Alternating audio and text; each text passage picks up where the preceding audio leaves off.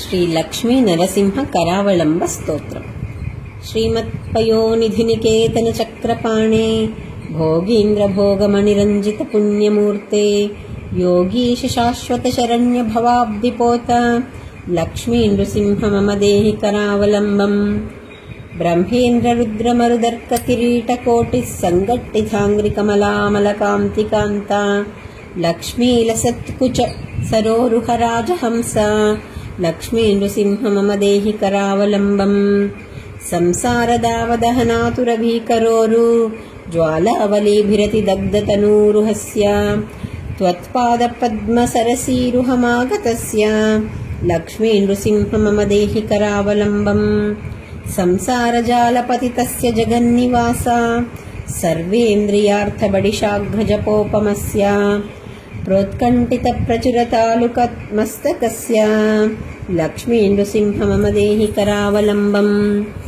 సంసారకూపమతి ఘోరమఘాదమూలం సంప్రాప్య దుఃఖశతసర్పసమాకులస్య దీనస్య దేవకృపయా పదమాగతస్య లక్ష్మీ నృసింహ మమ దేహి కరావలంబం.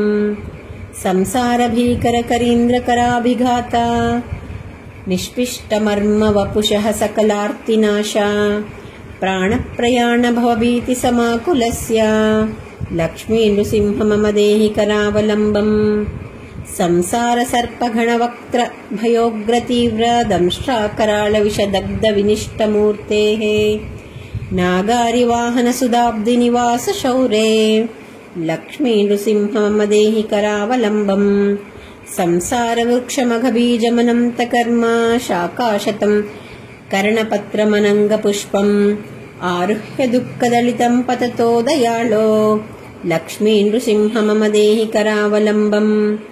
సంసార సాగర విశాల కరాల ఘోర నక్రగ్రహగ్రసన నిగ్రహ విగ్రహస్య వ్యగ్రస్య రాగ నిచయోర్మిణి పీడితస్య లక్ష్మీ నృసింహ మమ దేహి కరావలంబం.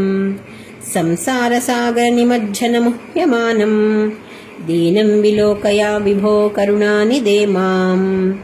ప్రహ్లాద ఖేద పరిహార పరావతార లక్ష్మీ నృసింహ మమ దేహి కరావలంబం.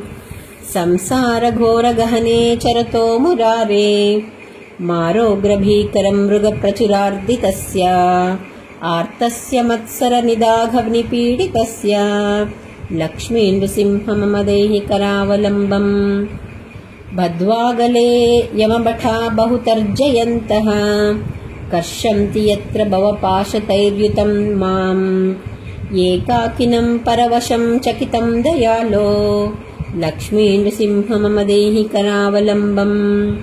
లక్ష్మీపతే కమలనాభ సురేశ విష్ణు యజ్ఞేశ యజ్ఞ మధుసూదన విశ్వరూప బ్రహ్మణ్య కేశవ జనార్దన వాసుదేవ లక్ష్మీ నృసింహ మమ దేహి కరావలంబం.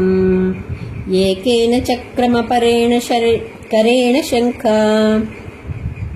మన్యేన సింధుతనయా మవలంబ్య తిష్టన్ వామే కరేణ వరదాభయ పద్మచిహ్నం లక్ష్మీ నృసింహ మమ దేహి కరావలంబం. అంధస్య మే హృత వివేక మహాధనస్య చౌరై ప్రభో బలిభిరింద్రయనామధ్యేయః మోహాంధకూపకుహరే వినిపాతితస్య లక్ష్మీ నృసింహ మమ దేహి కరావలంబం. ప్రహ్లాద నారద పరాశర పుండరీక వ్యాసాంబరీష శుక శౌనక హృన్నివాస భక్తానురక్త పరిపాలన పారిజాత లక్ష్మీ నృసింహ మమ దేహి కరావలంబం. లక్ష్మీ నృసింహ చరణాబ్ధమధువ్రతేన స్తోత్రం కృతం శుభకరం భువి శంకరేణ యో యత్పఠంతి మనుజా హరిభక్తియుక్తాస్తే ప్రయాంతి తత్పద సరోజ మఖండరూపం. इति श्रीमच्छंकराचार्य विरचितं श्री लक्ष्मी नरसिंह करावलंब स्तोत्रं संपूर्णम्.